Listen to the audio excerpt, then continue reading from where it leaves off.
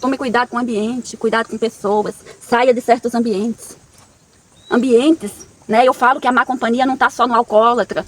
A má companhia não está lá no cara que é um infrator da sociedade. A má companhia está no nosso meio, que conhece a nossa verdade, conhece tudo e não vive. E essa é a pior má companhia, que a palavra de Deus diz que essa é a má companhia do orgulho. Que essa má companhia do orgulho é pior do que a do alcoólatra, da prostituta, que o Senhor vai chamar não na hora para poder se juntar e ir para o reino. Porque o alcoólatra, ele está com o pecado da carne. O orgulhoso está com o pecado de Satanás, o pecado do espírito, está se achando santo. O orgulhoso se acha firme. O orgulhoso é aquele que a mensagem de Laodiceia vai alcançar ele. Que é, compre-te de mim, colírio, para enxergar a própria nudez. E ele não enxerga, porque se acha santo. E a gente tem que olhar todos os dias para nós, seja no campo, na cidade. Senhor, eu estou sendo orgulhoso, estou sendo presunçoso. Senhor, me mostra onde eu estou errando. A palavra de Deus também diz que aquele que se diz irmão é idólatra. E aqui não é para o mundo, a gente usa isso para o mundo, mas a palavra de Deus diz, eu vou deixar aqui para você, aquele que se diz irmão é idólatra. E às vezes a idolatria dele não está em adorar Baal. O Baal dele é a comodidade de uma cidade, é o apetite depravado. E aí você chega nessa pessoa e em vez dela reconhecer essa idolatria, ela te ataca. E aí a palavra do Senhor diz, fuja destes.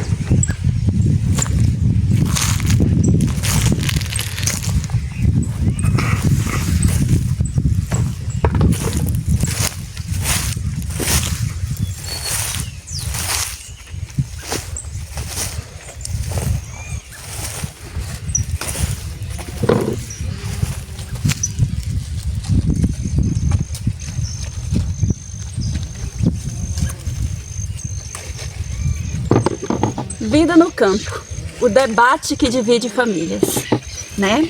Divide parentes, divide amigos e divide inclusive igreja. O que fazer? O que a palavra nos diz a respeito disso?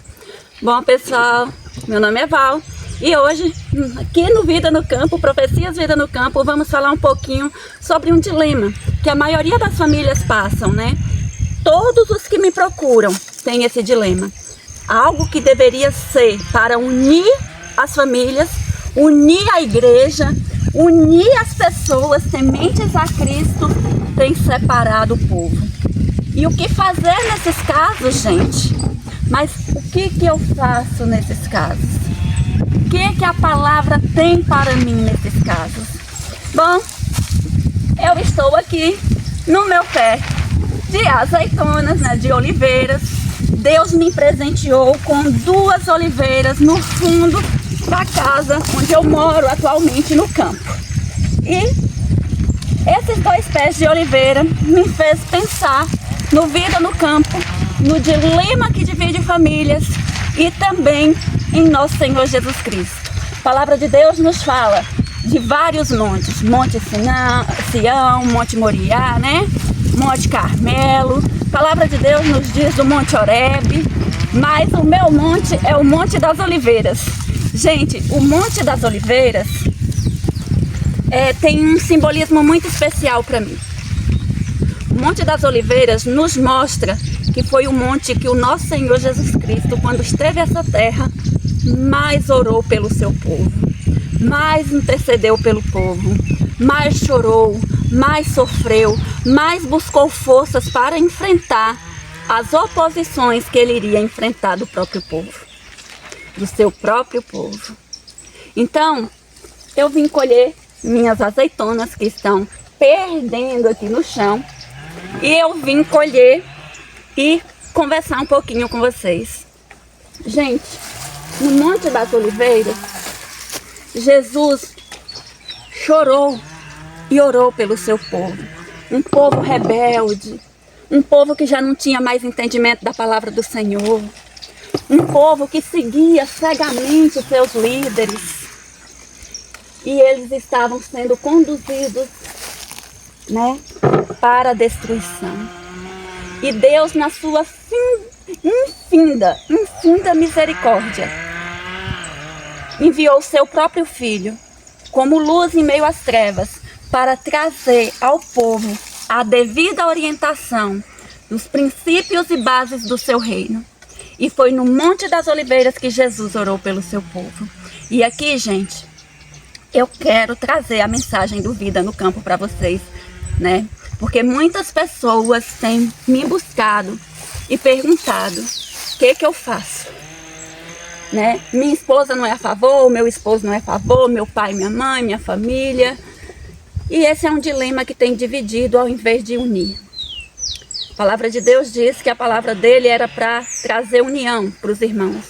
Mas também sua palavra traria espada para dividir aqueles que têm o coração no mundo, né? Dividiria o espiritual do homem natural. E a palavra de Deus nos diz que o próprio Cristo sofreu perseguição do seu povo em relação a alguns temas e alguns assuntos. E no Monte das Oliveiras, Jesus intercedeu pelo seu povo, por mim e por você.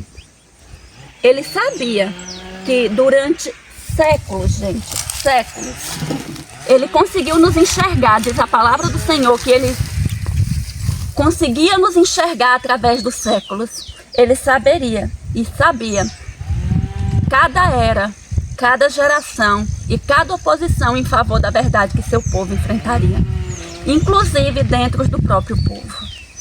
Naquele período, o povo de Jesus era o povo judeu, né?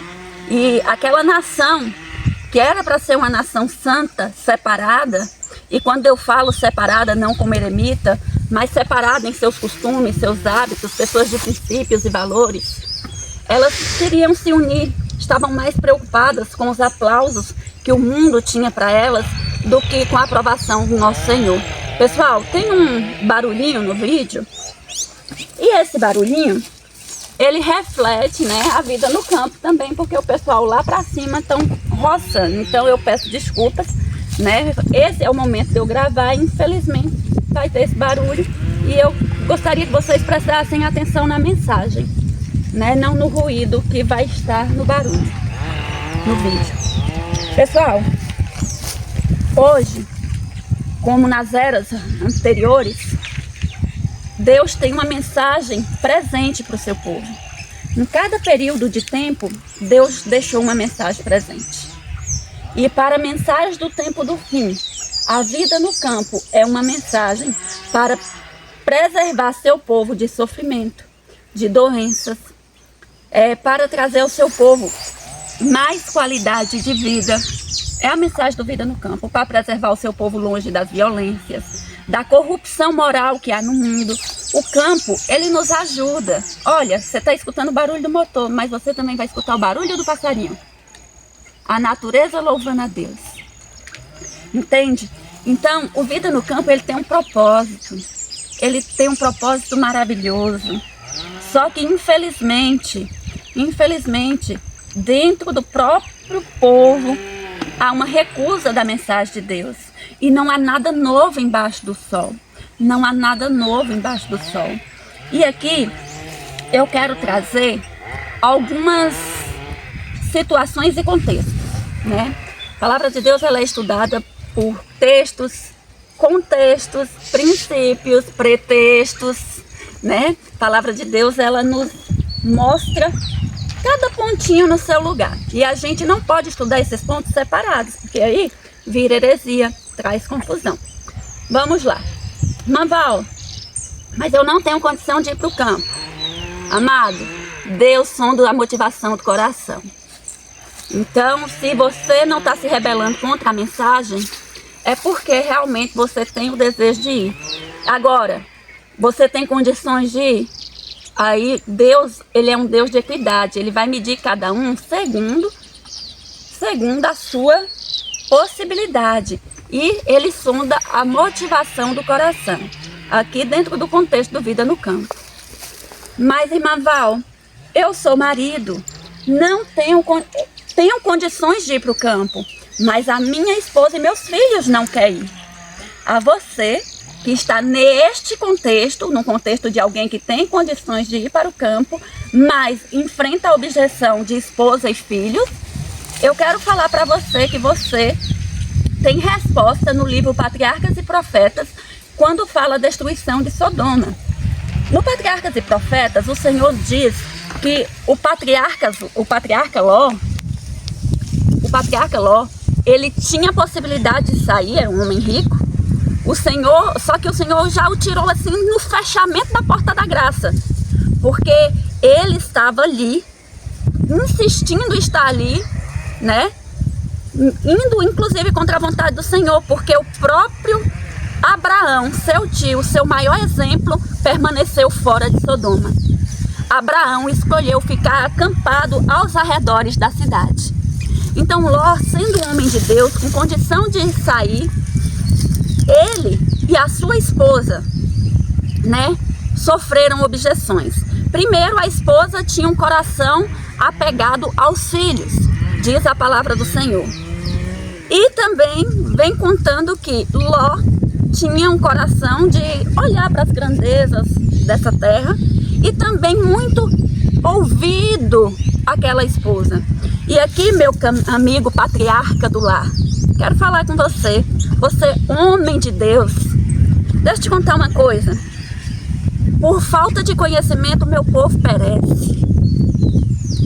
O Senhor nos deu uma lição clara a respeito do que é constituir família. E ele deixa claro a posição do homem e da mulher. A posição do homem é liderar o lar. A posição da mulher é submeter-se a essa liderança se esse homem estiver de acordo com a vontade do Senhor. Se o homem, meu marido, é um homem do Senhor, e eu vejo que ele tem vontade de fazer a vontade do Senhor, que ele é um homem obediente, que ele é um homem de princípios, eu seguirei. Até mesmo porque se ele errar, a palavra de Deus me diz que vai ter com ele. Porque Deus deu a liderança do meu lar para ele. Entende? E qual foi a minha liderança? O que Deus me incumbiu? De criar os filhos, a mulher, ser um apoio emocional para o marido. Só que hoje as mulheres estão como Evas modernas, né?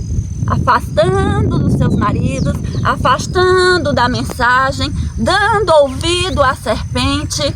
E o que está acontecendo? Divisão dentro do lar. E quando acontece esse tipo de divisão dentro do lar, o que prevalece?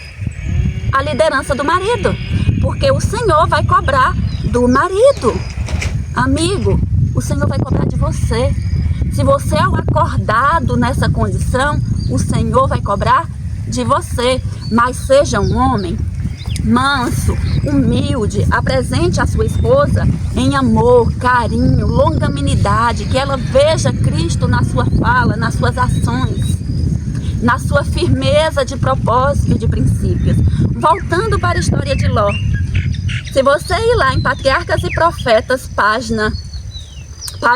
capítulo, a destruição de Sodoma, vai dizer que Ló não teria perdido a esposa, Ló não teria perdido filhos, se Ló tivesse mostrado realmente convicção pela mensagem dada aos anjos. Se a esposa de Ló visse nele fé, se a esposa de Ló visse nele firmeza e crença de que aquilo ia acontecer, ela tinha ido junto. E Patriarcas e Profetas diz que ela não teria ficado para trás como uma estátua de sal. Por quê? Porque a fraqueza moral dele fez com que ele se salvasse, mas que ele perdesse toda a sua família. Entende, gente? Que pesado. Que responsabilidade para você, meu amigo. Vou orar por você. Vou orar por você porque eu sei que é difícil. É difícil receber oposição dentro do próprio lar. Mas você, mulher, se é você, minha amada, que acordou para essa mensagem maravilhosa, né?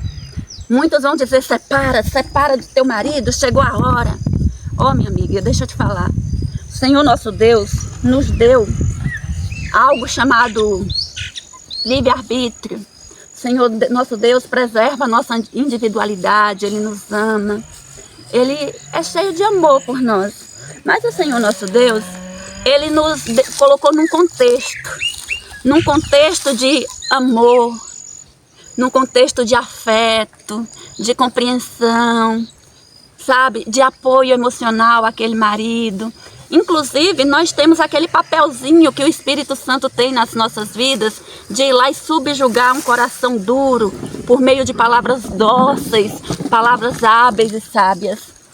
Então, se você aqui acordou, né, e seu marido ainda está liderando, você poderia me dizer: Val, então eu tenho que largar o meu marido, né? Porque ele não está debaixo da ordem do Senhor. Não, nesse caso, o Senhor entra com outro contexto. Por isso que nós devemos estudar a palavra do Senhor com princípios e contextos. Quando a gente vai dar um estudo bíblico, o que a gente ensina? Que é um pouco aqui, um pouco ali. Para a gente saber qual é a condição de cada um, porque o Senhor não nos deixou cegos. E aí, pessoal, o que acontece? A mulher, com toda a sua sabedoria e graça, o Senhor fala para ela: não divorcie. Siga a liderança do seu marido até onde não fira os teus princípios. Qual é os princípios que um marido, que dá direito a uma mulher abandonar um homem incrédulo, um homem não converso, por mais que ele fala que tem a Cristo? É ela apanhar, sofrer violência. Deus não quer que suas filhas sofram violência, né, física ali na mão de dos agentes satanás. E adultério, até mesmo porque uma mulher que sofre violência, espiritualmente ela está sofrendo adultério, entende?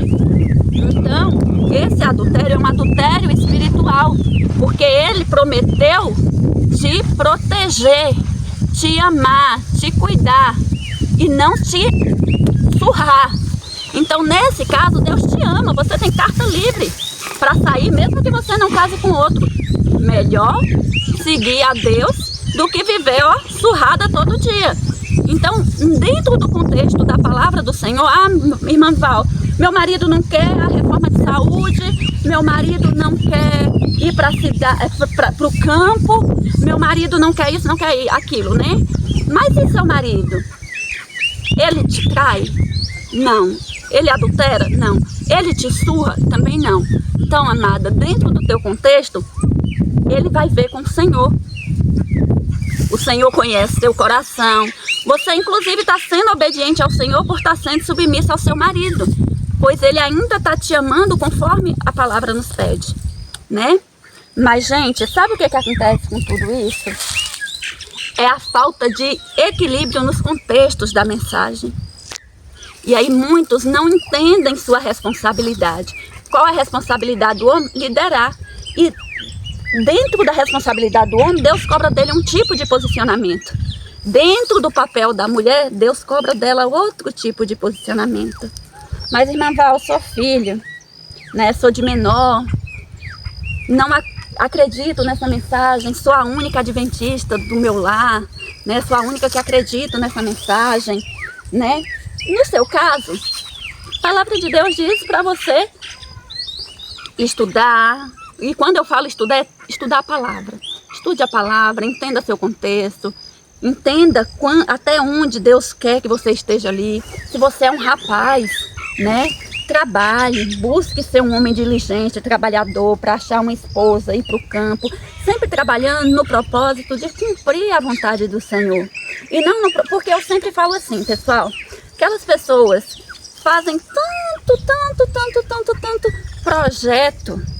projeto para me formar nessa graduação, nessa pós-graduação, nesse mestrado, nesse doutorado, projeto, olha os passarinhos, projeto para mudar de casa, trocar de carro. Mas que tal fazer projetos para cumprir a vontade do Senhor? Estudar o projeto dele que está prontinho. Mas aí o projeto dele você tem que estudar ponto a ponto, para você não fazer de forma errada. Porque eu quero falar para vocês, né, a respeito de Noé. Noé, diferente de Jó, foi um homem que seguiu as instruções em cada detalhe. Noé não era um grande engenheiro, gente. Noé não era um grande arquiteto. Mas o Senhor conhecia o coração entregue de Noé. O Senhor sabia que Noé era um justo e fiel no meio de uma geração corrompida. inclusive junto dos cetistas, né? O que é os cetistas? Os guardadores do 7º mandamento. Os cetistas, quem eram os cetistas? Era a descendência de Adão, uma descendência que era escolhida por Deus, mas essa descendência se corrompeu, se unindo com o mundo, com as mulheres do mundo, e Noé, no meio daquela geração corrupta que dizia servir a Deus, Noé ainda foi um homem diferente. Noé foi fiel à palavra do Senhor. E Noé não tinha nenhuma graduação não, tá, gente? Noé não era arquiteto, não era engenheiro, não era nada. E Noé construiu uma arca que coube toda espécie de animal. Imagina uma girafa, um hipopótamo. Imagina o peso que essa arca suportou.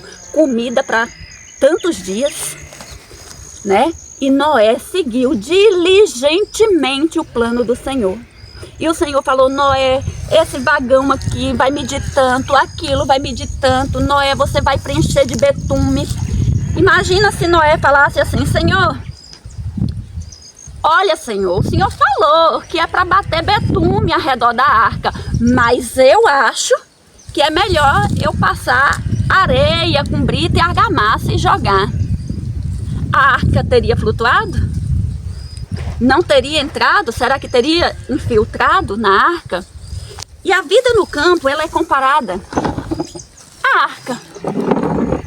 A vida no campo é comparada à arca. Mas o Senhor deu todas as instruções. Mas tem muita gente que está dizendo: Senhor, essa aqui para esse tempo serve, para esse tempo não serve. E a arca vai afundar. Como tem afundado, muita gente tem ido para o campo sem a devida instrução, pegando só pontos da mensagem, deixando outros, e estão se afundando.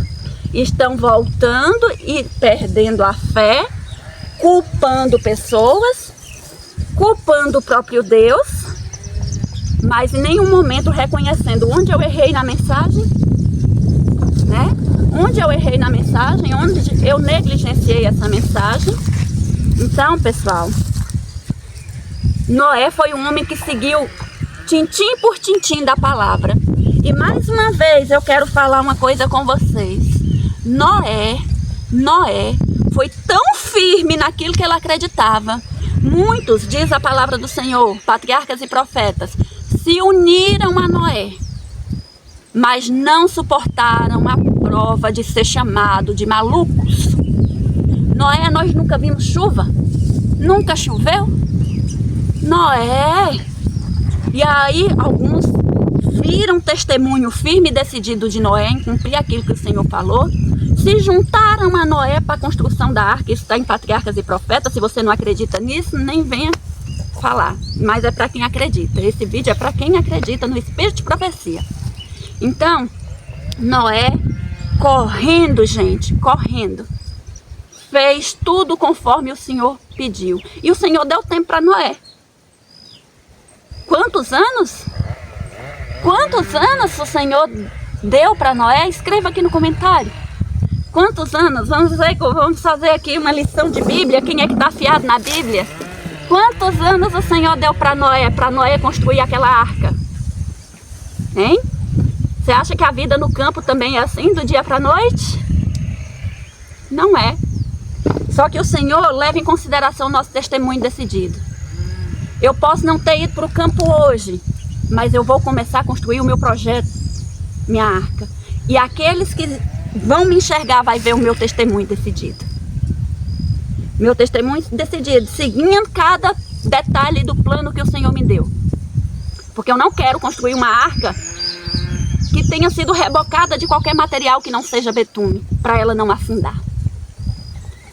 Então, pessoal, a família de Noé se uniu a Noé. E a palavra diz que o testemunho decidido de Noé, ele pregou para o mundo. E agora eu quero te perguntar, para você que acredita que uma mensagem ela é positiva e que houve muita conversão, quantas almas se converteram?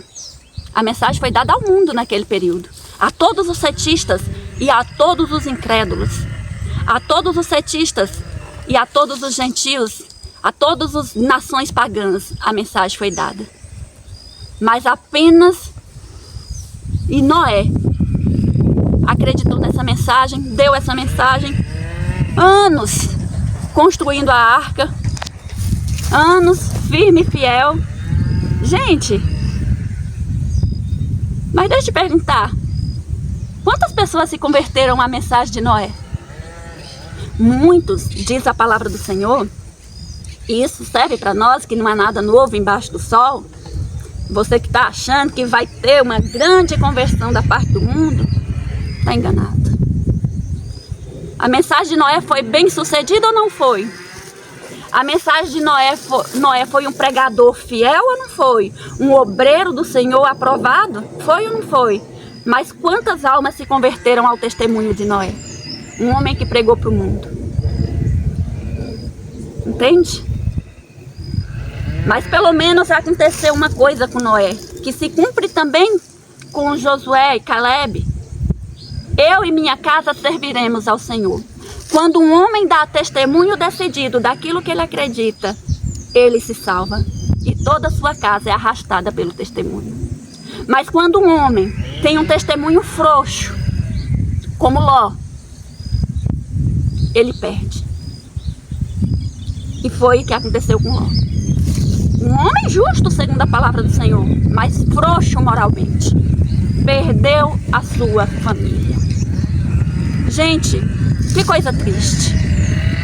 Que coisa triste. Noé não salvou o mundo, gente, mas o mundo foi advertido. Muitos acreditam que para dar estudo bíblico, que para apresentar uma mensagem, a pessoa precisa aceitar. Não, esse não é o seu trabalho. Esse é o trabalho do Espírito Santo. O seu trabalho é apenas apresentar a mensagem. Quantas vezes aqui nesses vídeos eu tenho sido condenada, acusada, criticada, muitas vezes aplaudida e elogiada por alguns de vocês. Mas eu não posso me restringir a aplausos, elogios e nem muito menos com crítica. Eu não estou aqui para servir homens, estou aqui para servir a Deus. Minha filha, eu quero que você vá. É com medo, como Gideão? É, vou. Entende? Então, o que eu quero falar para vocês é isso. Precisamos estudar essa mensagem, entender o papel de cada um dentro da palavra. Nós precisamos, porque está o mundo cheio de dúvidas quanto ao Evangelho, porque nós perdemos a consciência por parar de estudar a palavra. Eu vou deixar aqui no decorrer da fala, se for necessário, os textos. Se não for, eu vou deixar os livros para vocês estudarem. Mas a maioria de nós, no decorrer da história, no decorrer do falso evangelho, perdemos a nossa identidade. A mulher já não sabe mais qual é o seu papel. O homem não sabe mais qual é o seu papel. Filha não sabe qual é mais o seu papel. Pai e mãe não sabem o seu papel. Aí tem muitos homens barbados, homens barbados, mulheres crescidas, adultas, mas e meu pai e minha mãe, né? Aí aqui muitos falam, irmã, mas eu tenho que honrar o meu pai e minha mãe. Gente, deixa eu explicar mais uma vez a falta de conhecimento da mensagem. Suponhamos, eu não estou falando do seu caso específico, mas eu estou te dando exemplo para você poder enxergar os contextos da palavra. Suponhamos que você é um homem crescido, um homem que constituiu família. A palavra de Deus diz, deixai pai e mãe e unir-se à vossa esposa. Aí muitos dizem assim, meu pai e minha mãe moram em X cidade, eles têm a casa deles, eu tenho a minha. Mas eu não vou para o campo porque minha família é contra. Uai, mas o Senhor falou para você deixar pai e mãe. E deixar pai e mãe, inclusive, está em deixar as crenças que eles te passaram. E você ser fiel ao seu pai que está no céu. Inclusive, a palavra de Deus também nos diz quem é o nosso pai, quem é a nossa mãe. São todos aqueles que fazem a vontade do meu pai. Quando a gente escolhe o cristianismo como estilo de vida, a gente entende que todo aquele que vai contra o cristianismo é cortado, esse vínculo de pai e mãe. Mas como assim, irmã, cortar desse vínculo? É porque a partir daquele momento não é mais a palavra daquele pai, daquela mãe que vai me reger, que vai me guiar, mas é a palavra do meu pai que está no céu. E nessa caminhada, gente, a palavra de Deus diz que muitos teriam que abandonar pai, mãe, filho, né, esposa. A palavra de Deus está, e não sou eu que estou falando não, está lá na palavra. E todo aquele que não fazer isso não é digno de mim. E o que é esse abandonar? É abandonar as crenças deles. É eu deixar-me ser regido pela mentalidade deles e não pela aquela que eu tenho na palavra. Aí hoje eu vou deixar de guardar o mandamento do Senhor porque o meu pai e minha mãe não querem que eu guarde a palavra do Senhor porque me perseguem. E aí eu te pergunto, você conhece a história dos mártires? Quantos deles perderam a própria vida? Você conhece a história de Jesus Cristo? Que quando iniciou seu ministério, ele era tão perseguido pelos próprios irmãos, filhos de José, que ele teve que sair. E ele fala, quando Judas vai até ele, né? Judas, um escriba também, fala, mestre, Judas querendo pompa, achando que Jesus veio para governar o governo deste mundo. Aí Judas fala assim, mestre, eu também quero ser seu discípulo. Foi o único que se ofereceu, né? Porque os outros foram todos chamados. Jesus nem o repeliu e nem o aceitou, apenas respondeu. As aves têm seus ninhos e as raposas têm suas covas, mas o filho do homem não tem onde reclinar a cabeça. Vocês entendem isso? O filho do homem não tinha onde reclinar a cabeça. E sabe por que isso, gente? Porque Jesus sofria perseguição dentro do próprio lar. Maria, segundo o desejado de todas as nações, leiam o desejado, faça desse livro seu livro de cabeceira. Maria todos os dias dizia, muitas vezes ela ia lá e aconchegava e dava consolo para Jesus, sofrendo perseguição, porque sua visão era uma visão muito diferente da dos rabis, muito diferente da dos seus irmãos de sangue, né? Vamos dizer assim, porque era filho de José, seus parentes mais próximos, não irmão de sangue, mas seus parentes mais próximos. A visão dele era diferente dos fariseus.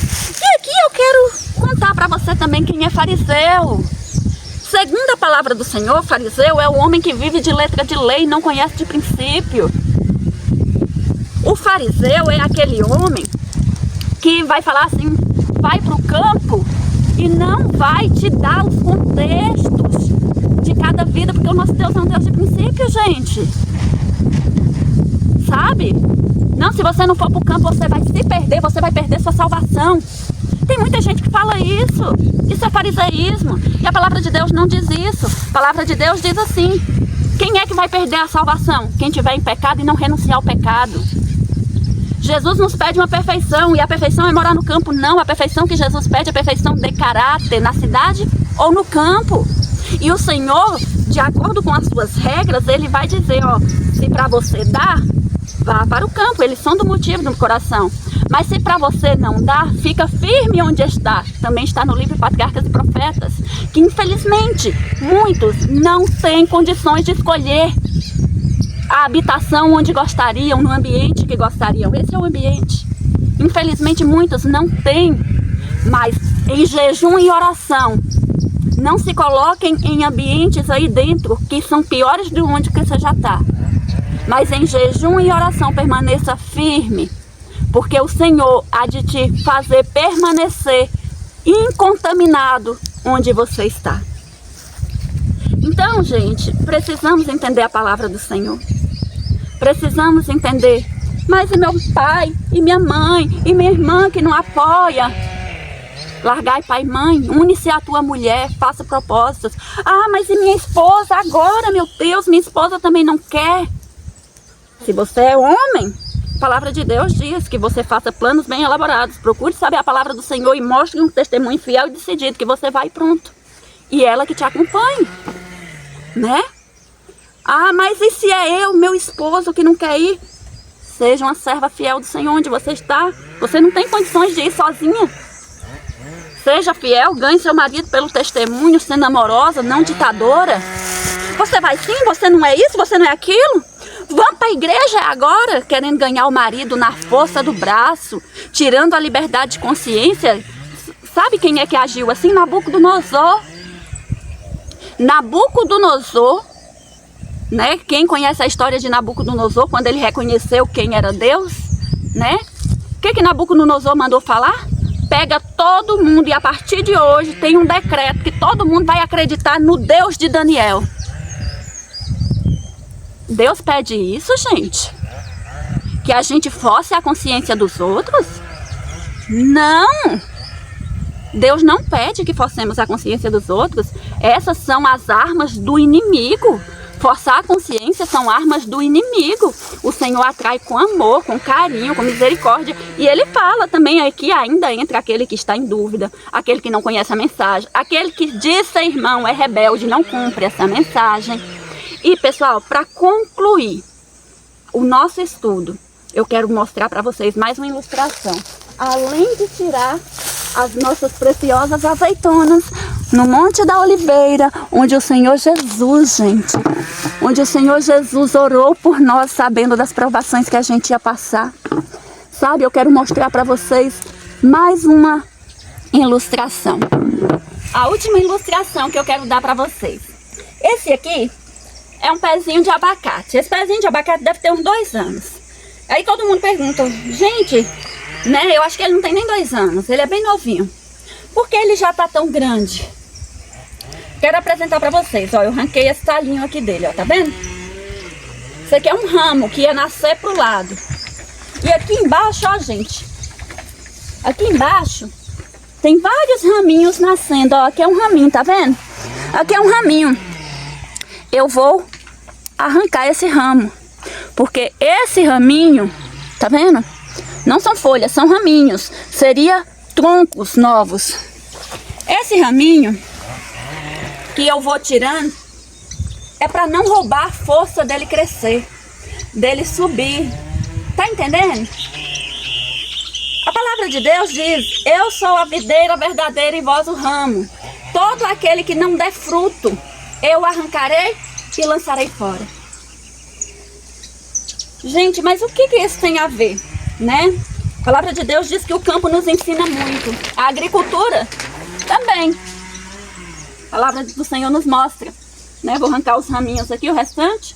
Sempre que vai nascendo novos raminhos, eu vou tirando, para não impedir minha plantinha de crescer forte e rápido.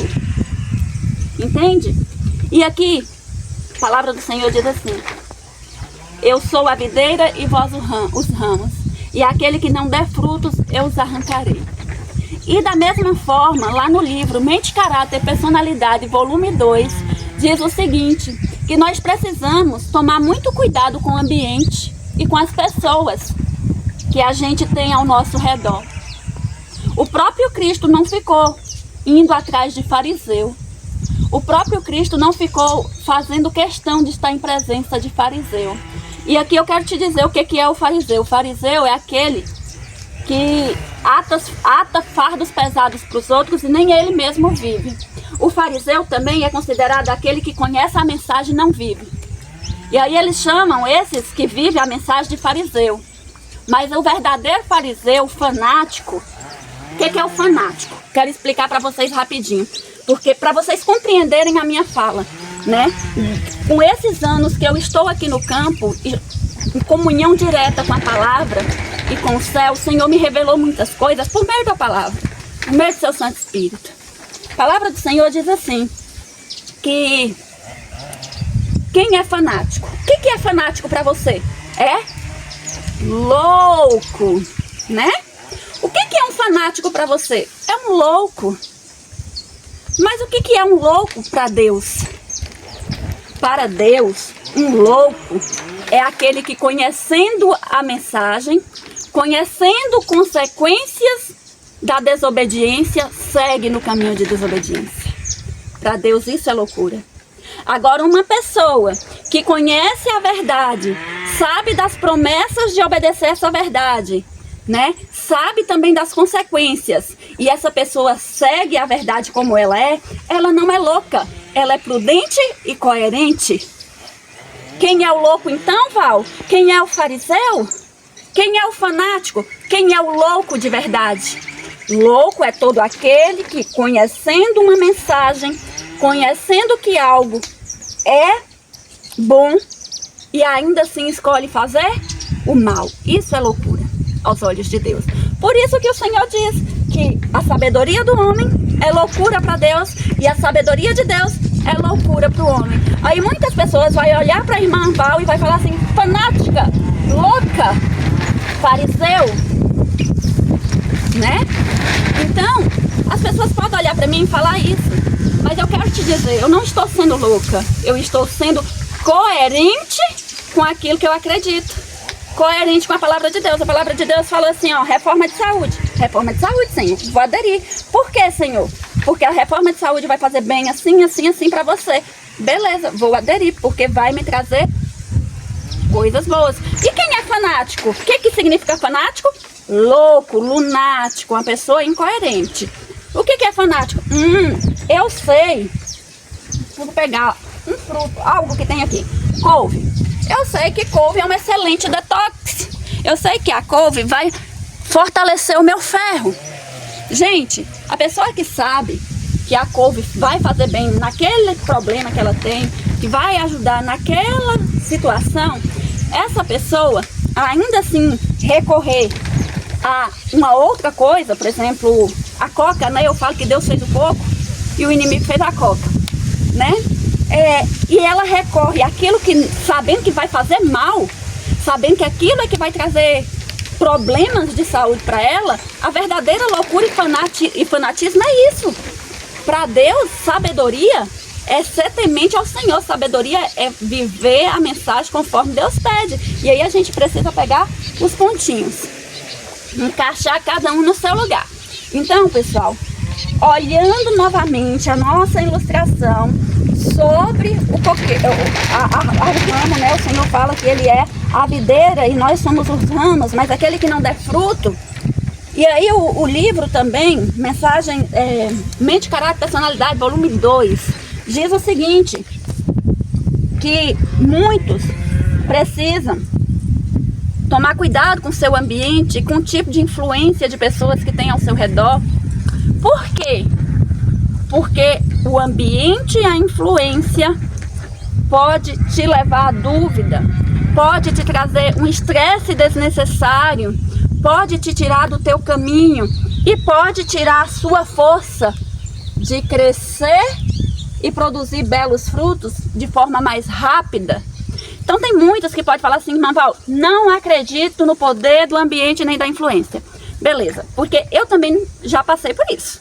De falar assim, eu sou top e esse ambiente não me corrompe. Tá, mas a questão não está só no te corromper. A questão está no não tirar, no tirar a tua força. A questão está em te desviar do seu caminho, te impedir de crescer. Principalmente nos tempos que estamos vivendo hoje, precisamos de força para crescer. Estamos no contexto do tempo do fim. E aí a palavra de Deus diz assim, toma cuidado com ambientes e pessoas. Se você quer ir para o campo, mas tem objeções, tem aqueles que não concordam com o seu estilo de vida, com a sua forma de ver, você já apresentou, você já falou, você já mostrou, e você quer fazer o trabalho do Espírito Santo. Lembrem, Noé apenas deu a mensagem. Noé não ficou em cima. Noé continuou no seu projeto de construção da arca. E assim Deus te pede. Tome cuidado com o ambiente, cuidado com pessoas. Saia de certos ambientes. Ambientes, né? Eu falo que a má companhia não está só no alcoólatra. A má companhia não está lá no cara que é um infrator da sociedade. A má companhia está no nosso meio, que conhece a nossa verdade, conhece tudo e não vive. E essa é a pior má companhia, que a palavra de Deus diz que essa é a má companhia do orgulho.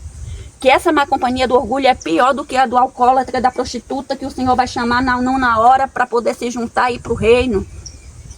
Porque o alcoólatra, ele está com o pecado da carne. O orgulhoso está com o pecado de Satanás, o pecado do espírito, está se achando santo.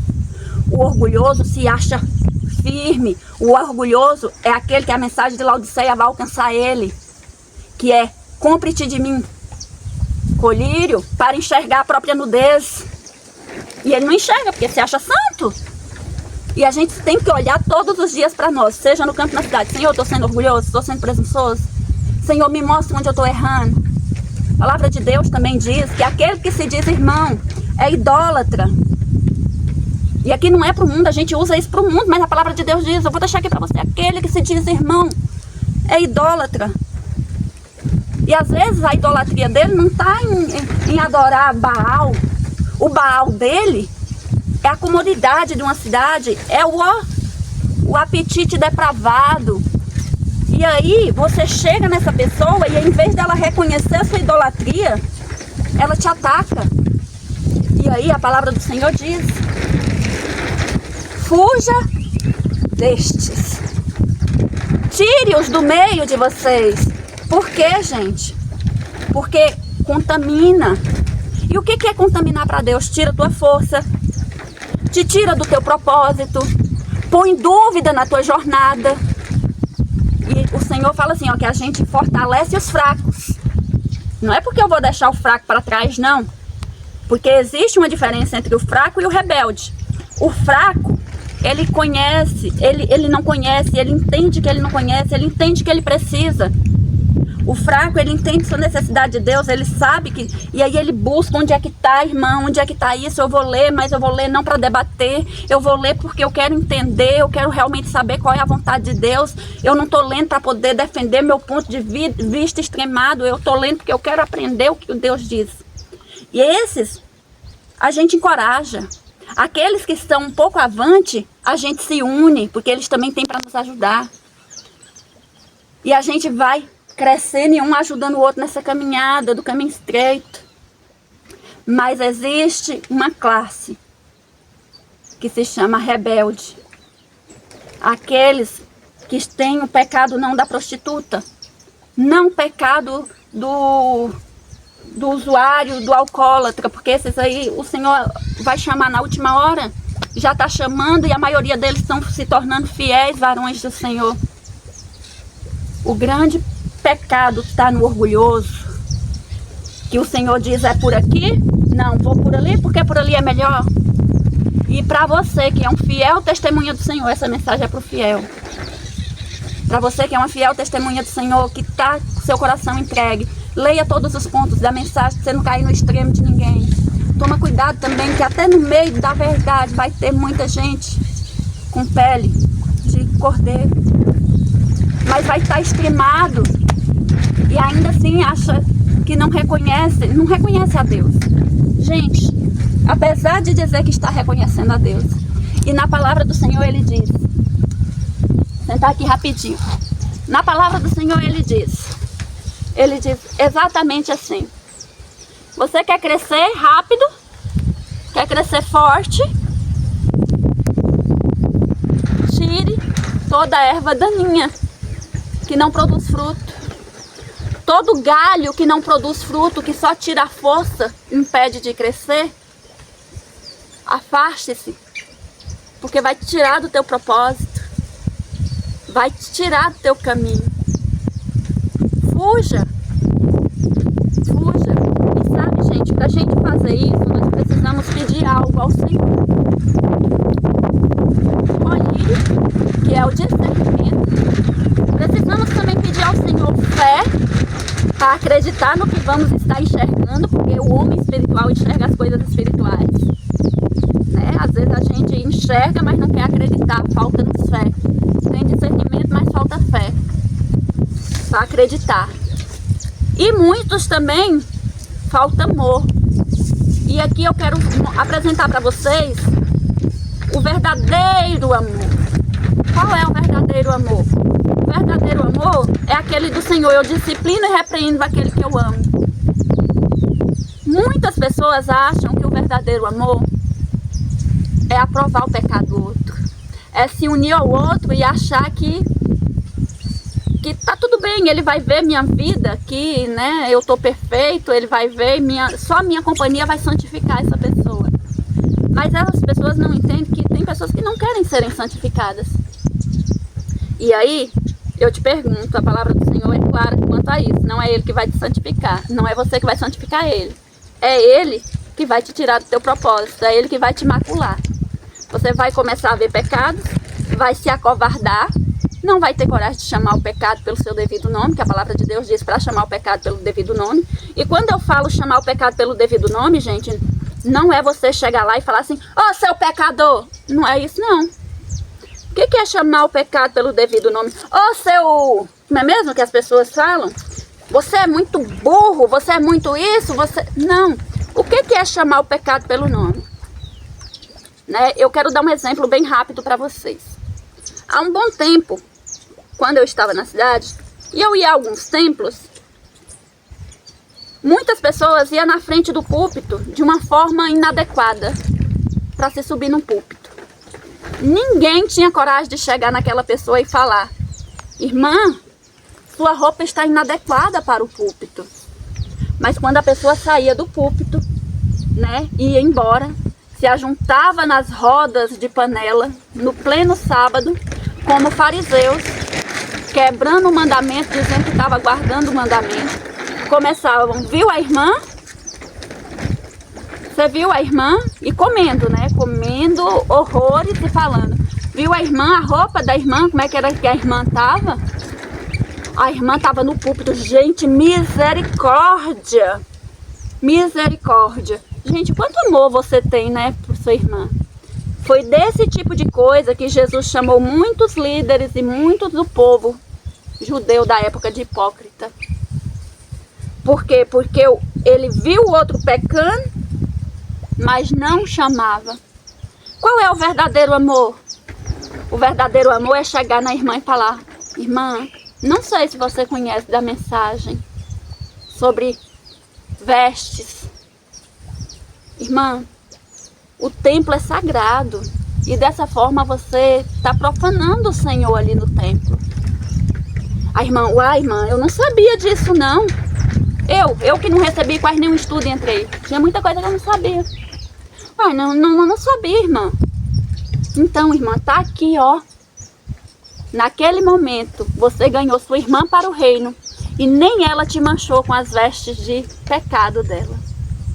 Mas aquele que não teve coragem de ir ter com o irmão e ficou falando do irmão, é pior que o irmão. É pior que o irmão, porque ele teve colírio de enxergar que o irmão estava no erro, mas ao invés de ter amor, teve o espírito de luz, de acusação. Ele não buscou redimir o irmão, mas acusá-lo. Então a palavra de Deus nos diz isso. Então, quando você for ter com o irmão, mostra para ele. Se o irmão estiver pregando a mensagem vida no campo, mostra para ele. Tá aqui, irmão, a mensagem é essa. Vamos estudar juntos. Mas quando você vê uma pessoa querendo colocar as ideias dela acima do até está escrito, tá claro aqui não está escrito, nesse caso você vai ver que aquela pessoa ela está procurando algo chamado objeção. E essas objeções, e olha gente, aqui eu falo, precisa de muito Espírito Santo. Porque a palavra de Deus diz para fugir daqueles que se dizem irmãos. Mas e se o orgulhoso for você? A palavra de Deus diz, fuja de si mesmo. E como é que eu fujo de mim mesmo? Me banhando na palavra do Senhor todos os dias. Buscando entender onde é que eu estou pecando. Porque a palavra vai me mostrar se eu estou sendo maledicente. A palavra vai me mostrar se eu estou sendo idólatra de uma veste, de uma comida. A palavra vai me mostrar se eu estou sendo idólatra de pessoas. A palavra do Senhor vai nos mostrar quem tem sido os meus Baals na minha vida. Quais são os meus ídolos? Lembrem-se, Abraão foi pedido Isaac, porque Isaac tinha se tornado um ídolo para Abraão. E Deus precisava provar o coração de Abraão. E nessa mensagem do Vida no Campo, como também a mensagem da reforma de saúde, né, a palavra do Senhor pede para a gente tirar os galhos que nos impedem de crescer rumo ao nosso propósito, do nosso arredor. O Senhor também vai estar nos provando quais são os Isaques na nossa vida. Entende? E quando uma pessoa vê que você está firme no seu propósito, como a família de Noé viu ele firme no propósito dele, essa pessoa, se ela for verdadeira, ela vai se unir a você. Não tenha medo de deixar ninguém para trás. Porque vai chegar um momento que a palavra de Deus vai dizer, salva-te pela tua própria vida. E quando eu falo de deixar alguém para trás, não é por falta de amor a ela, não. É por amor a ela, por amor a ti mesmo e por amor supremo a Deus. Porque muitas pessoas vão tirar muitos, inclusive que se diz irmãos, vão tirar muitos do caminho da salvação. Né? E aqui, quando eu era professora, eu costumo dizer, como eu falava para os meus coleguinhas, tia, o fulano é meu coleguinha desde tal série. Ai, tia, eu queria tanto continuar estudando com ele. Geralmente sempre era um estudioso e o outro não queria nada com nada. Aí vem a pergunta, tá, você vai para o 6º ano e seu coleguinha vai ficar na 5ª série. Você quer ficar na 5ª série por causa do seu coleguinha? Você quer o mesmo destino e propósito dele? Entende? Então, pessoal, por hoje vou continuar a colher minhas azeitonas, porque estão quase acabando. O gado tá comendo, né? Mais uma vez, ó, gente, o gado não é meu, tá? Não sou da agropecuária, não. E nem não crio gado, não como carne. Então, fiquem tranquilos. Eu vou colher minhas azeitonas e eu espero que essa conversa tenha te ajudado, tá? Fiquem com Deus. Ah, mais um tantinho. Você que costuma me procurar, gente, me desculpa, são muitas pessoas que entram em contato comigo. Eu tenho um ministério, eu não ajudo, não falo só do Vida no Campo, eu falo de outros assuntos como saúde. Eu resolvi fazer uma transição de carreira e resolvi usar todos os dons que o Senhor me deu, né? Os meus certificados também, para trabalhar para o Senhor, né? Davi. A gente vê no nome do Senhor sendo jogado por terra, blasfemado. E não tem nenhum rei em Israel. Nenhum, como diz, um líder de guerra. Né? Falando, quem vai em socorro do Senhor? Quem vai em socorro do Senhor, em socorro de levar a verdade, a mensagem verdadeira. Chorei tanto quando essa mensagem chegou a mim. Eu falei, eu vou, Senhor. Eu acredito na mensagem, eu vou. Porque eu poderia ter evitado muitas coisas se tivesse alguém que tivesse vindo antes. Tivesse me apresentado como era. Então hoje eu estou aqui. E então eu tenho muitas outras áreas dentro do nosso ministério. Não é só o Vida no Campo. Estou com um projeto para as mulheres. Tenho o meu carro-chefe, que é a obra Médico Missionário, que é a reforma de saúde, a cura por meio das coisas que Deus nos deu. Então, muitas vezes eu vou demorar ali responder um pouquinho. Não tenho equipe igual eu tinha na cidade quando trabalhava nas coisas do mundo, né? Hoje, na roça, é eu, equipe. Por enquanto, o Senhor está mandando. Então, num momento eu não consigo dar conta de tudo ao mesmo tempo sozinha, sem contar que eu tenho marido, né, gente? Eu tenho casa, eu tenho lar, eu tenho vida, eu preciso também cuidar. Então, assim, eu peço a compreensão de todos, agradeço, podem mandar mensagem, vou deixar aqui no primeiro comentário fixado. Mas peço a compreensão de vocês também, que se eu demorar a responder, né, estou estruturando o trabalho direitinho. Tem os outros canais também, tem as outras pessoas, então talvez eu vou colocando ali pela ordem de prioridade, né, as conversas mais antigas. É muita gente, louvado seja Deus, é muita gente. Mas Não deixem de entrar em contato, também nós temos um link do grupo, se você quer, né? Tô com um projeto aí futuro, que em breve vou falar aqui pra vocês, aguardem, pra gente estar se ajudando. Fiquem com Deus, beijo, tchau, tchau.